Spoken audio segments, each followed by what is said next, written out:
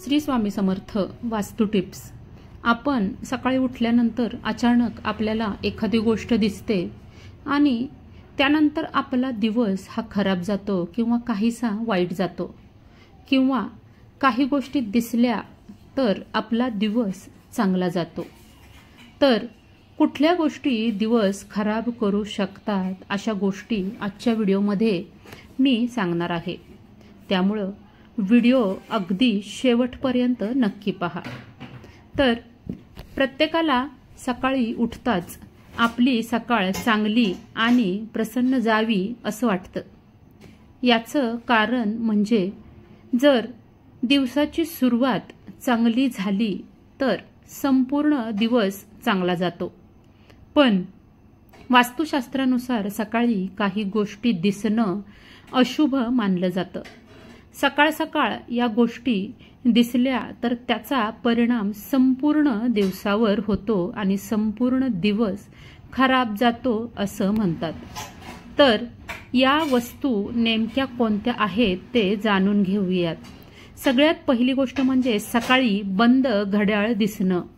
सकाळी उठताच कधीही बंद घड्याळाकडे पाहू नये। बंद घड्याळ पाहिल्यानं संपूर्ण दिवस खराब जातो। वास्तुशास्त्रानुसार घरात बंद घड्याळ कधीच ठेवू नये। बंद घड्याळ ठेवणं हे एक प्रकारे अशुभतेचं लक्षण मानलं जातं। दुसरी गोष्ट म्हणजे सकाळी उठताच आरसा पाहू नका।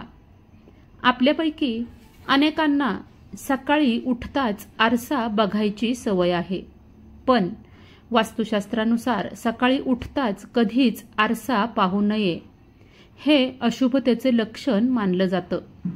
सकाळी उठताच आरसा पाहिल्यानं याचा संपूर्ण दिवसावर परिणाम होतो। तसेच झोपेतून उठलेला चेहरा आरशात पाहिल्यानं दिवसभर आळस येतो।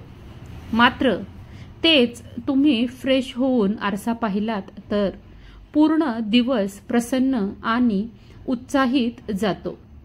पुढची गोष्ट म्हणजे खरकटी भांडी पाहू नका।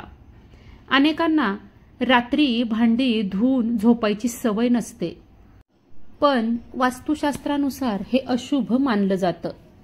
वास्तुशास्त्रात सांगितलेल्या नियमानुसार सकाळी उठताच खरकटी भांडी पाहू नयेत। यामुळं आर्थिक समस्यांचा सामना करावा लागू शकतो।